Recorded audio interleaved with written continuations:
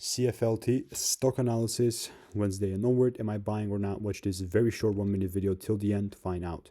So I'm just observing Confluent stock. It is sitting at $31.30, and I do see a big expansion, even like our supply is now not even holding, which is nothing unusual. I've done 35,000 videos over the last 4 years, spent thousands on courses and mentors, documented everything. And regarding Confluent, I mean, I can assure you that I'm still quite bullish. And that's not just to say just because, you know, I really mean what I say. I'm just kidding. For me to really be bullish, the price must break above this high right here. Above this 440, actually 44.97 is where we're sitting at. But like I would say like $5, you know. We must break that in order for me to move forward.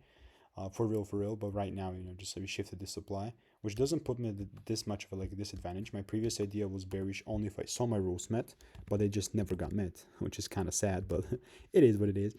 And in this case, this is still what's going to hold the price down. If there is like a confirmation here, like I'm talking a double break, then I'm also going to take things even lower, but everything else is going to be noise. If you want to make more money trading in a simple and lean way, click the first link in the description. It's a free newsletter.